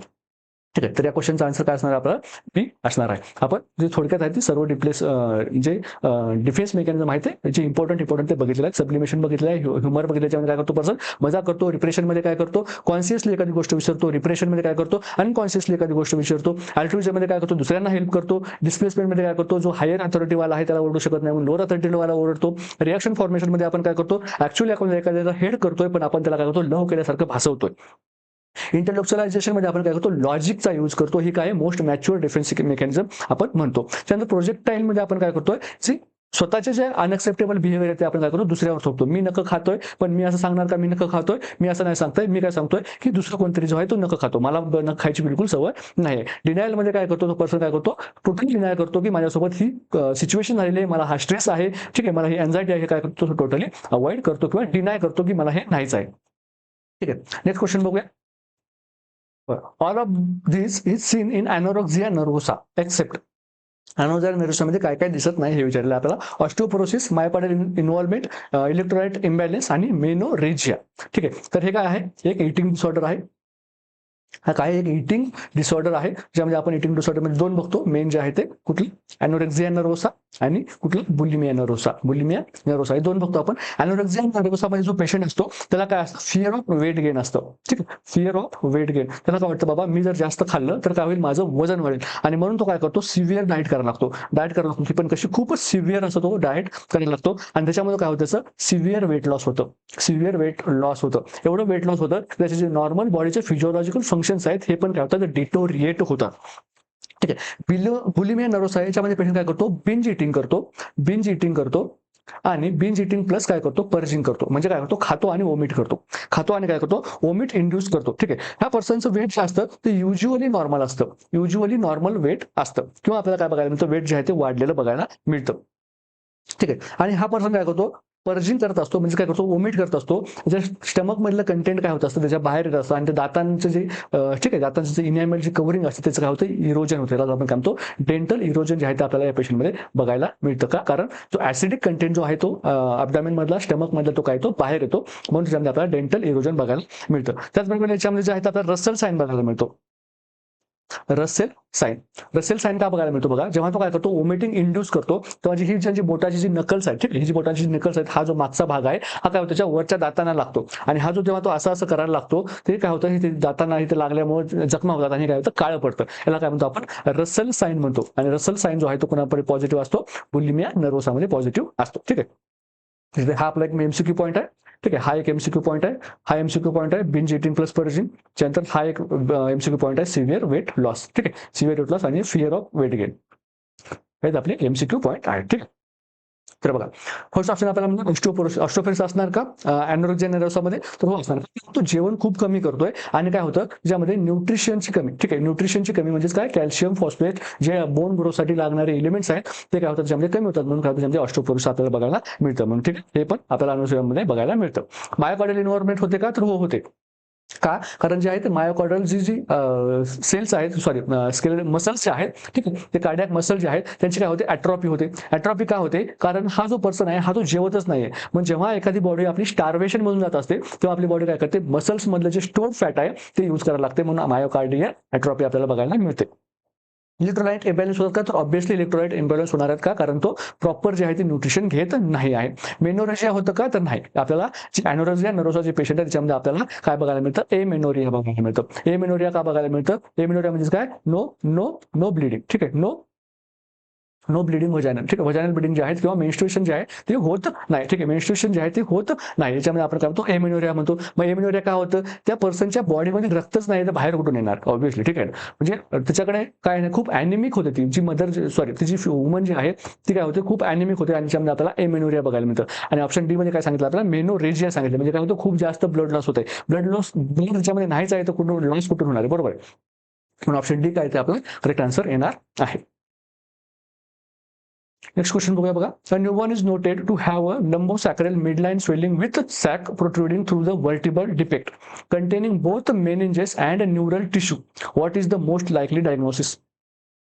एक बेबी आहे, त्या बेबीला काय आहे, लंबोसॅक्रल म्हणजे काय आहे, हा जो तुमचा लंबार रिजन आहे, ठीक आहे, हा काय आहे, लंबार रिजन आहे आणि हा काय सॅक्रल रिजन आहे, काय तुमचा वर्टिब्रा आहे, ठीक आहे. हा वर्टिब्रा आहे, त्याचं डोकं असणार आहे इथे हात, आणि हे काय असणार, त्याचे पाय असणार, ठीक आहे. आणि हा काय त्याचा लंबार रिजन आहे, आणि लंबार आणि सॅक्रल म्हणजे इथे कुठेतरी काय एक सॅक आहे, ठीक आहे. आणि हा सॅक कशामुळे झाला, तर व्हर्टिब्रल डिफेक्टमुळे झालेला, ठीक आहे. आणि त्याच्यामध्ये काय आहे, मेनेंजेस आणि न्यूरल टिश्यू आहे, म्हणजे हा काय आहे, क्लिअर कट करण्याची केस आहे, न्यूरल ट्यूब डिफेक्ट, NTD ची केस आहे. कशामुळे होतं तर फोलिक ऍसिड जर मदरमध्ये, ठीक आहे, फोलिक ऍसिड जर मदरने डिफिशियन्सी असेल तर बच्चूमध्ये कंजेनाटल न्यूरल ट्यूब डिफेक्ट आपल्याला बघायला मिळतो. तर हे जे न्यूरल ट्यूब डिफेक्ट असतात याच्यामध्ये आपल्याला टाइप्स काय काय बघायला मिळतात बघूया. न्यूरल ट्यूब डिफेक्ट जर आपण बघितलं तर आपण काय बघू शकतो की न्यूरल ट्यूब डिफेक्ट जे आहे ते कशामुळे होतात, due to failure to close of neural tube. हे बघा, हे काय असतं, आपली ही न्यूरल ट्यूब असते, ठीक आहे, ही काय असते, न्यूरल ट्यूब असते. ह्या न्यूरल ट्यूबच्या आत काय आहे, आपला स्पायनल कॉर्ड आहे, ठीक आहे, हा काय आहे, स्पायनल कॉर्ड आहे, ठीक आहे, हा स्पायनल कॉर्ड आहे. त्याच्यानंतर आपल्याला काय बघायला मिळतं, वर्टिब्रेस बघायला मिळतात, ठीक आहे, हे असे काय आहेत, वर्टिब्रे आहेत, हे समजा असे काय आहेत, आपले वर्टिब्रे आहेत सगळीकडे, ठीक आहे. आणि त्याच्यानंतर काय येणार आहे, ही जी लेअर आहे ती कुठली आहे, स्किनची लेअर आहे, ठीक आहे. ही काय अशी स्किनची लेअर आहे, ही काय झाली, नॉर्मल एक अॅनाटॉमी झाली, स्किन लेअर, त्याच्यानंतर व्हर्टिब्रल लेअर, त्याच्यानंतर न्यूरल ट्यूब, आणि ह्या न्यूरल ट्यूबच्या आत स्पायनल कॉर्ड, ठीक आहे. न्यूरल ट्यूबच्या आत काय आहे, ही स्पायनल कॉर्ड आहे, ठीक आहे, ही ग्रीन कलरची काय स्पायनल कॉर्ड आहे. म्हणजे ही जी आहेत बघा, काय न्यूरल ट्यूब आहे, हे काय आहे, आपला ग्रीन कलरचा आतला स्पायनल कॉर्ड आहे, हे काय आहेत, वर्टिब्रेज आहेत रेड कलर मध्ये, आणि ही काय आपली स्किनची लेअर आहे बाहेर सर्वात, ठीक आहे, ठीक आहे. आणि ही काय झाली आपली नॉर्मल जे आहे ही नॉर्मल कंडिशन आहे. न्यूरल ट्यूब डिफेक्ट मध्ये काय होतं बघा, जेव्हा एनटीडी होतो तेव्हा एनटीडीचे आपल्याला टाइप्स बघायला मिळतात. एनटीडीचे आपल्याला काय बघायला मिळतात, टाइप्स बघायला मिळतात. मग आपल्याला काय बघायचं, स्पायना बायफिडा ऑकल्टा आणि स्पायना बायफिडा सिस्टिका, हे दोन आपल्याला मेन बघायला मिळतात. स्पायना बायफिडा सिस्टिका, ठीक आहे. स्पायनल बायोफिडा ऑकल्टामध्ये काय होतं बघा, स्पायनल बायोफिडा ऑकल्टामध्ये तुमची जी न्यूरल ट्यूब आहे, ठीक आहे, तुमची जी न्यूरल ट्यूब आहे ती जशाच तशी असते. तुमचे जो स्पायनल कॉर्ड आहे तो जशाच तसा असतो, याच्यामध्ये पण काही प्रॉब्लेम नाही. तुमची जी स्किन आहे ती जशाच तशी असते, याच्यामध्ये पण काही प्रॉब्लेम नाही. पण तुमचे जे व्हर्टिब्रा असतात, ठीक आहे, तुमचे जे व्हर्टिब्रा असतात तो काय झाला, इथे एक व्हर्टिब्रा गायब आहे, ठीक आहे, ठीक. याच्यामध्ये काय होत आहे, एक व्हर्टिब्रा इथला जो एक व्हर्टिब्रा आहे, इथला जो एक व्हर्टिब्रा होता तो काय झाला बघा, गायब झाला. आणि हा व्हर्टिब्रा गायब झाल्यामुळे इथे काय झाला, फक्त एक व्हर्टिब्रल डिफेक्ट झाला. हा काय माइल्ड फॉर्म ऑफ एनटीडी आहे, खूप माइल्ड फॉर्म आहे, ठीक आहे, माइल्ड फॉर्म ऑफ एनटीडी याच्यामध्ये काय असतो, फक्त आणि फक्त काय असतो, व्हर्टिब्रा ऍब्सेंट असतो. काय असतो, फक्त आणि फक्त व्हर्टिब्रा काय असतो, ऍब्सेंट असतो. याला काय म्हणतो आपण स्पायना बायफिडा अकल्टा म्हणतो. त्यानंतर बघूया आपण spina bifida cystica. Spina bifida सिस्टिकाचे दोन टाइप्स बघायला मिळतात आपल्याला. इथे बघायला मिळतात दोन टाइप. कुठले कुठले बघूया. फर्स्ट बघायला मिळतात आपल्याला मेनिंजोसिल.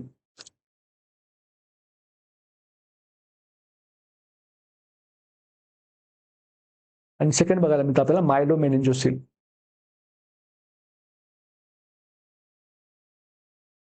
ठीक आहे, मेनिंजोसिल आणि मायलो मेनिंजोसिल. तर मेनिंजोसिल आणि मायलो मेनिंजोसिल मध्ये काय होतं बघूया. ठीक आहे, तर मेनिंजोसिल मध्ये काय होतं, तुमची जी न्यूरल ट्यूब आहे जशाच तशी राहते, याच्यामध्ये काही प्रॉब्लेम नाही. त्यानंतर तुमचा जो स्पायनल कॉर्ड आहे हे पण तसाच राहतो, याच्यामध्ये पण काही प्रॉब्लेम नाही. ठीक आहे, हे तुमची स्किन व्हर्टिब्रा आणि याच्यामध्ये काय होतं बघूया. ठीक आहे, हे तुमचे व्हर्टिब्राज आहेत. ठीक आहे, याच्यामध्ये काय एक व्हर्टिब्रा ऍबसेंट आहे. त्याचबरोबर काय होतं, ही जी स्किन आहे याच्यामध्ये काय निघतं, एक सॅक निघते. ठीक आहे, ह्यामध्ये काय निघतं, सॅक निघतं. ठीक आहे, ह्या स्किन मध्ये काय निघतं, एक सॅक निघतं. आणि ही सॅक कुठून असते, एक मिनिट, ही जी सॅक असते, ही जी न्यूरल ट्यूब असते ना, ही आत जाते, अशी आत जाते. आणि याच्यामध्ये काय असतं, CSF असतं. इथे काय असतो, CSF असतो. म्हणजे याच्यामध्ये जे आहे ते फक्त काय असतं, हे जो सॅक आहे या सॅकमध्ये काय असतं, फक्त आणि फक्त CSF असतो. ठीक आहे, CSF असतो. त्याला आपण काय म्हणतो, स्पायनल फ्लुइड जे आहे ते असतं.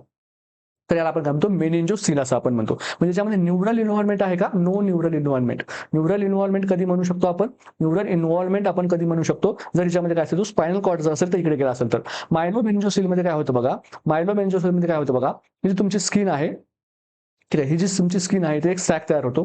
हा सॅक तयार होतो. इथे तुमचे व्हर्टिब्राज आहेत, इथे एक व्हर्टिब्रा ॲब्सेंट असतो. ठीक आहे, एक व्हर्टिब्रा जो आहे तो ॲब्सेंट असतो.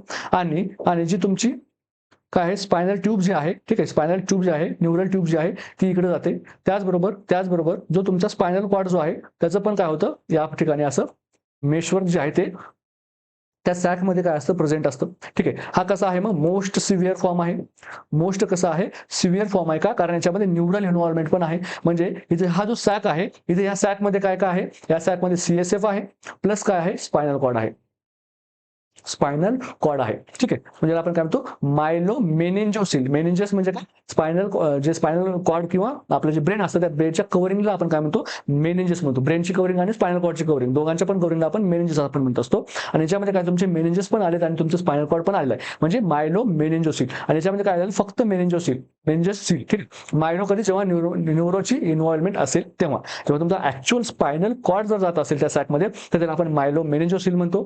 फक्त स्पायनल कॉर्ड गेलेला नाही, फक्त CSF गेले त्याला आपण मेनिंजोसिल म्हणतो. आणि कोणीही गेलेलं नाही, ठीक आहे, कोणीही गेलेलं नाही, फक्त काय झालं, व्हर्टिब्रा ॲब्सेंट झाला, त्याला आपण काय म्हणतो, स्पायना बायफिडा अकल्टा म्हणतो. ठीक आहे, आपण दोन टाइप बघितले एंटिटीचे, स्पायना बायफिडा अकल्टा आणि स्पायना बायफिडा सिस्टिका. सिस्टिकाचे आपण दोन टाइप बघितले, मेनिंजोसिल आणि मायलो मेनिंजोसिल. ठीक आहे, तर हे काय बघितलं आपण, एंटिटीचं बघितलं. एंटिटीचं जे आपण बघू शकतो कधी, अजून काय बघितलं आपण एंटिटीचं, हे कशामुळे होतं, due to failure to close neural tube. Neural tube जी आहे ती क्लोज होण्यामध्ये जर फेल्युअर झाला असेल तर कधी होतं, तर विटॅमिन कुठलं, फोलिक ऍसिड. फोलिक ऍसिड हे जे विटॅमिन आहे याची जर डेफिशियन्सी झाली असेल मदरमध्ये त्याची काय असते, रिस्क जास्त असते. रिस्क जी असते ती कशी असते, जास्त असते. ठीक आहे, तर आपल्याला क्वेश्चन मध्ये काय विचारलेलं आहे, newborn is noted to have lumbosacral midline swelling with the sac protruding through the vertebral defect containing both meninges and neural tissue. What is the most likely diagnosis? याच्यामध्ये काय आहे, मेनिंजस पण आहे आणि न्यूरल ट्यूब पण आहे. जर मेनिंजस आणि न्यूरल ट्यूब दोन्ही पण असतं तर काय असतं, मायलो मेनिंजोसिल असतं. एन्सेफॅलोसिल असतं का, नाही. एन्सेफॅलोसिल नाही. मेनिंजोसिल असतं का, मेनिंजोसिल मध्ये काय असतं, फक्त आणि फक्त CSF असतं. स्पायना बायफिडा अकल्टामध्ये काय असतं, फक्त आणि फक्त व्हर्टिब्रा ॲब्सेंट असतो. मेनिंजोसिल मध्ये काय असतं, मेनिंजस आणि न्यूरल ट्यूब दोन्हीची पण सॅकमध्ये इन्व्हॉल्वमेंट असते. म्हणून ऑप्शन डी जो आपला करेक्ट आन्सर येणार आहे. नेक्स्ट क्वेश्चन बघूया. A patient with diabetes insipidus is receiving vasopressin. ठीक आहे, एक पेशंट आहे त्याला काय DI आहे, डायबिटीज इन्सिपिडस आहे, which finding is indicating the treatment is effective. ठीक आहे, तर ते DI चे पेशंट असतात त्यांच्यामध्ये काय असतं बघा, आपल्याला सिम्पटम्स काय बघायला मिळतात. ठीक आहे, DI मध्ये काय बघायला मिळतात आपल्याला, पॉलिडिप्सिया, त्याला आपल्याला बघायला मिळतं पॉलियुरिया आणि बघायला मिळतं आपल्याला नॉक्च्युरिया. पॉलिडिप्सिया म्हणजे काय, त्याला काय लागते, खूप तहान लागते, खूप लघवी येते आणि काय होतं, हे होतं जास्त करून रात्रीच्या वेळेस त्याला नॉक्च्युरिया व्हायला लागते. हे कशामुळे होतं, ड्यू टू डेफिशियन्सी और रेजिस्टन्स टू व्हॅसोप्रेसिन. व्हॅसोप्रेसिन. जर एखाद्या पेशंटमध्ये व्हॅसोप्रेसिनची डेफिशियन्सी असेल किंवा व्हॅसोप्रेसिन अवेलेबल आहे पण त्याचे काय झाले, त्याचे रिसेप्टर्स आहेत ते काय झाले आहेत, ते व्हॅसोप्रेसिनला ओळखत नाहीत, म्हणजे काय झालं, रेजिस्टन्स निर्माण झालेली आहे. तर तुम्हाला डायबिटीस इन्सिपिडस बघायला मिळतो. डायबिटीस इन्सिपिडस मध्ये होतं काय, पॉलिटिप्स होते, तुम्हाला खूप तहान लागते. पॉलियुरिया होतो, म्हणजे काय, तुमची जी लघवी आहे ती खूप जास्त बघायला मिळते. आणि नॉक्च्युरिया होतो. पॉलियुरिया होतो याचा अर्थ काय, लघवी जास्त येते, याचा अर्थ काय, लघवी जी आहे ती कमी कॉन्सन्ट्रेट होत आहे. ठीक आहे, त्यामध्ये कॉन्सन्ट्रेशन कमी राहत आहे. आपल्याला काय विचारलं आहे, जर त्या पेशंटला आपण काय केले, ट्रीटमेंट दिली आहे, तर ट्रीटमेंट आपल्याला खालीपैकी कुठला ऑप्शन दाखवतोय, काय झाले, ट्रीटमेंट इफेक्टिव्ह झालेली आहे.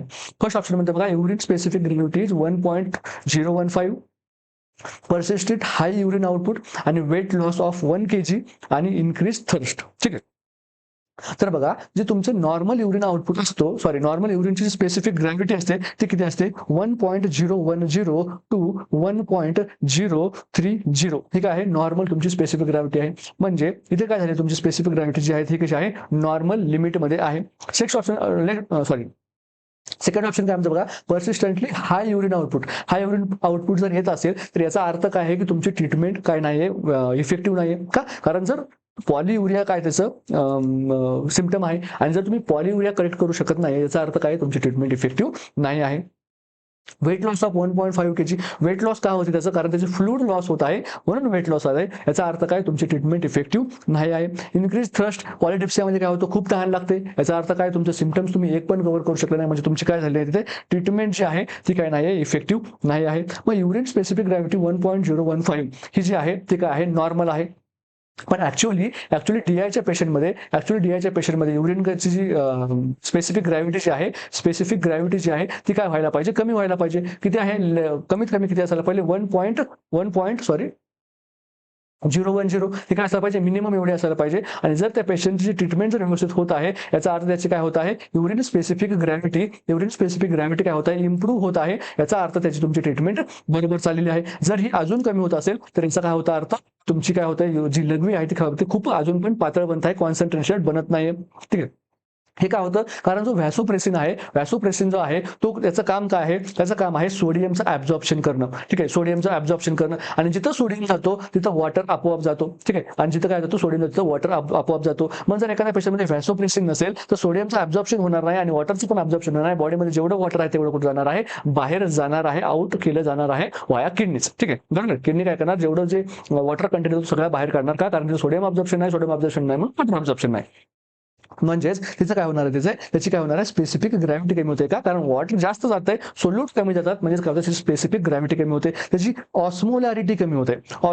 काय होते, कमी होते. आणि सीरम सोडियम. ठीक आहे, सीरम सोडियम लेवल काय होतात ते तुम्हाला कमेंटमध्ये सांगायचं आहे. हा जो डीआयचा पेशंट आहे, या डीआयच्या पेशंटमध्ये सीरम सोडियम लेवल बद्दल काय होणार आहे ते मला तुम्ही सांगायचं आहे. ठीक आहे, आता मी तुम्हाला जेवढं सांगितलंय तेवढं इनफ नाही, तुम्हाला थोडंसं लॉजिक लावावं लागेल की सीरम सोडियम सोबत काय होतं डायबिटीस इन्सिपिडस मध्ये. ठीक आहे, ऑप्शन काय असणार आपलं, ए जे आहे ते करेक्ट असणार आहे. युरिन स्पेसिफिक ग्रॅव्हिटी काय होत आहे, तुमची नॉर्मल आहे, याचा अर्थ काय आहे, तुमची ट्रीटमेंट इफेक्टिव्ह आहे. नेक्स्ट क्वेश्चन बघूया. When preparing to use an automated external defibrillator AED, which sequence represent the correct order of actions? ठीक आहे, टर्न ऑन AED. ठीक आहे, place the pads, deliver shock, let the AED analyse. हा जो question आहे तो तुम्ही काय करा, मला कमेंटमध्ये आन्सर सांगा, होमवर्क देतो. याचे जे आन्सर्स आहेत तुम्ही मला कमेंटमध्ये सांगा. हा क्वेश्चन जो आहे आपण उद्या काय करू बघूया. ठीक आहे, तर त्याच्यानंतर हे जे तुम्ही आतापर्यंत तुम्हाला क्वेश्चन सांगितलेत त्याचे जे 1 ते 25, ठीक आहे, 1 ते 25 आपले जे एपिसोड झाले होते टार्गेट सीएचओचे त्याचे आपण काय केले, तुम्हाला क्वेश्चनची बुकलेट एक दिलेली आहे. या बुकलेटमध्ये तुम्ही काय करायचं आहे, प्रॅक्टिस करायचं आहे. आतापर्यंत तुमचे जेवढे तुम्ही एपिसोड बघितलेले आहेत आणि जे मागचे असं व्हायला नको की तुम्ही मागचं पुढचं करताय आणि मागचं जे तुमचं सगळं विसरून जाते. म्हणून त्या बुकलेटमध्ये मी तुम्हाला क्वेश्चन दिले आणि त्या बुकलेटच्या एक एंड पेजमध्ये ना तुम्हाला एक असं पेज दिलं आहे 1, 2, 3 आणि त्याच्यावर तुम्हाला काय करायचं, ऑप्शन्स ते लिहायचे आहेत. मग तुम्ही काय करायचं आहे, फक्त ते बुकलेट बघायचं आहे. म्हणून मुद्दामून मी त्या प्रत्येक क्वेश्चनच्या, ठीक आहे, हा क्वेश्चन आहे ABCD असलेले आणि याच्या खाली तुम्ही मुद्दामून आन्सर दिले नाही, जेणेकरून काय होईल, तुम्ही हा आन्सर जर तुम्ही इथेच बघितला तर तुम्ही तुमचं क्रिटिकल थिंकिंग, तुम्ही तुमचं नॉलेज वापरणार, तुम्ही काय होणार, तर रट्टा मारणार. ठीक आहे, म्हणजे जर तुम्ही क्वेश्चन वाचला आणि जर तुम्ही आन्सर वाचलं, ठीक आहे, ऑप्शन वाचले, त्यानंतर तुम्ही वाटलं बाबा ए आहे, हा ठीक आहे, ए आहे, मग तुम्ही काय करणार, इथे ए लिहिणार. त्यानंतर असं सगळं जो आहे तुम्ही पूर्ण तो एपिसोड सोडणार. ठीक आहे, फॉर एक्झाम्पल एपिसोड नंबर 1 जो आहे तुम्ही काय करता, प्रिपरेशन करतात. मग तुम्ही काय करणार, सगळे क्वेश्चन करायचे. त्याच्यानंतर मी काय केलं, ऍट द एंड जे आहे एपिसोडच्या एंडला काय केलं, मी त्याचे आन्सर दिले आहेत. मग तो काय करायचं, हे आन्सर इथे तुम्हाला टॅली करायचे आहेत. हे आन्सर टॅली केल्याच्या नंतर मग तुम्ही बघायचं तुमचे किती करेक्ट येत आहेत. ठीक आहे, तुमची ॲक्युरसी तुम्हाला इथे कळेल किती येतात. आणि जर तुमचा फॉर एक्झाम्पल एखादा क्वेश्चन चुकला त्याच्याच खाली मी काय केलं, तुम्हाला लिंक दिलेली आहे. त्या लिंकवर जर तुम्ही क्लिक केलं तर तुम्ही काय करतात, त्या एपिसोडवर तुम्ही पोहोचणार युट्यूबवर, आणि तुम्ही काय करतात, तो पर्टिक्युलर जो आहे तो क्वेश्चन तो बघायचा आहे. ठीक आहे, हा क्वेश्चन जो आहे आपला बाबा फोर्थ क्वेश्चन चुकला फॉर एक्झाम्पल तुमचा, तर फोर्थ क्वेश्चनचा आन्सर जे आहे ते काय आहे, त्याचं एक्सप्लेनेशन काय आहे ते तुम्ही तिथे जाऊन बघायचं आहे. ठीक आहे, एवढं करूया म्हणजे काय तुमचं जे आहे ते रिव्हिजन पण इथे होत राहील. ठीक आहे, तर आपण काय करूया, नेक्स्ट एपिसोडमध्ये भेटूया, आणि आपला जो हा कालचा आहे तो आपण नेक्स्ट हा जो क्वेश्चन आहे तो नेक्स्ट एपिसोडमध्ये मी तुम्हाला एक्सप्लेन करेन. ठीक आहे, तोपर्यंत बाय बाय, थँक्यू.